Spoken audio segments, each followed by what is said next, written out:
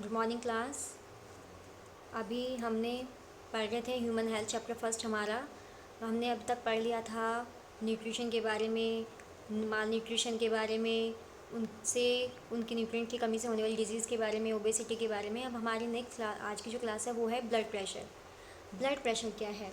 Pressure exerted on the walls of the blood vessels of by blood flowing in it is called blood pressure.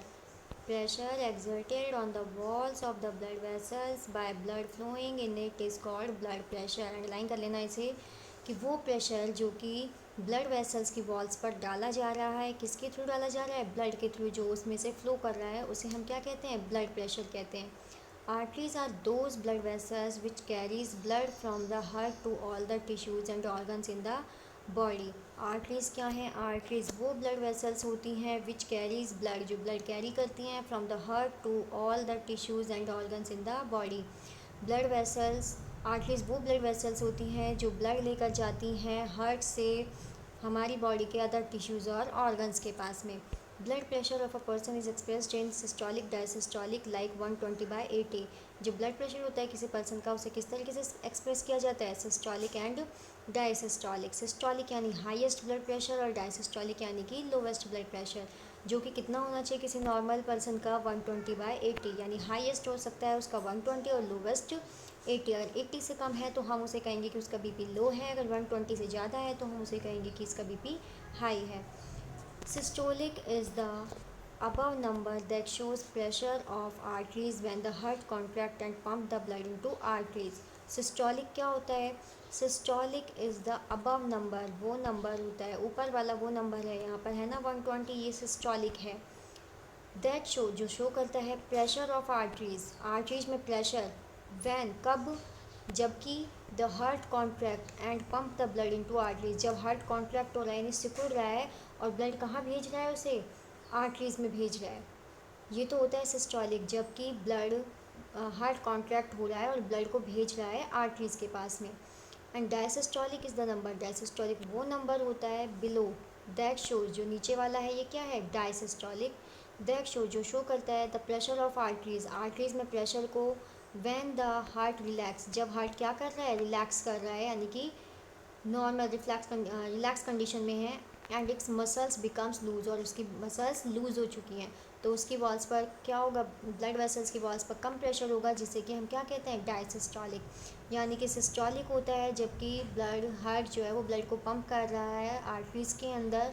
And diastolic होता है जबकि जो heart है वो कौन से कंडीशन में है? रिलैक्स कंडीशन में है।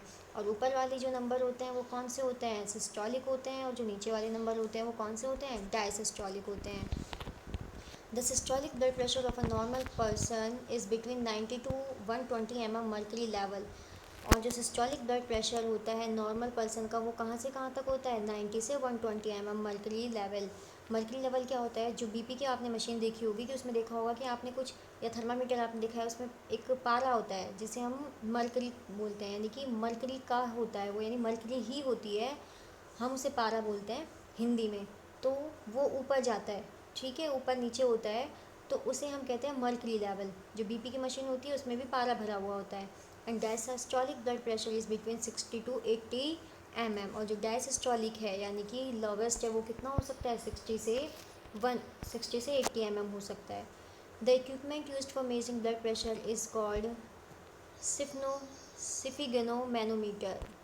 क्या कहते हैं? वो बीपी की मेज़र करने की मशीन को हम कहते हैं स्फाइग्नोमैनोमीटर। स्फाइग्नोमैनोमीटर क्या कहते हैं? स्फाइग्नोमैनोमीटर।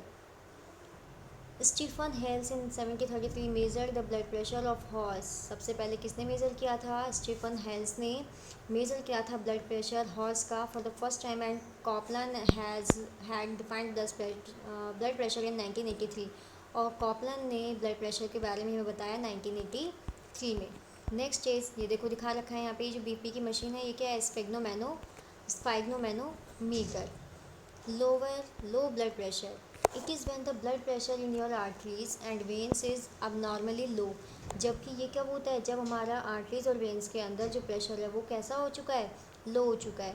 When the blood pressure is extremely low, जब हमारा ब्लड प्रेशर बहुत ही कम होता है, then the oxygen and nourishing food don't reach the important organs, तब फूड और ऑक्सीजन है वो हमारे ऑर्गन्स तक नहीं पहुंचती हैं, जैसे कि heart, brain and kidney.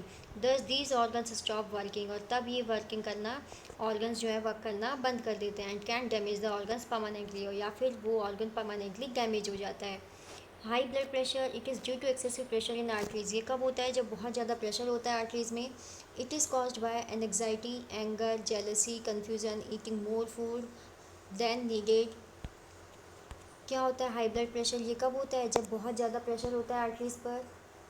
It is caused bye, ये कब हो सकता है? एनग्जाइटी, हम बहुत थके हुए हैं, एंगर, गुस्से में, जेलसी हो रही है, कन्फ्यूज़न है, बहुत ज़्यादा फूड आपने खा लिया है, तो ये सब कब, इससे क्या हो जाता है? हाई ब्लड प्रेशर होता है। Consumption of white sugar, spices, oil, ghee, pickle, sweets, meat, tea, cigarette, alcohol, sedentary life and absence of exercise, इनकी वजह से क्या हो जाता है? High blood pressure. Timely diagnosis of high blood pressure is important, अगर टाइम से हमें पता चल जाए हाई ब्लड प्रेशर के बारे में, तो हम उसे क्या कर सकते हैं? मेंटेन कर सकते हैं। सच patients should eat food containing potassium like fresh fruits, packed food, stuff food be avoided, ऐसे पेशेंट्स को ईट फूड कंटेनिंग पोटेशियम, ऐसे फूड खाने चाहिए जिनमें पोटेशियम हो, फ्रेश फ्रूट्स हों।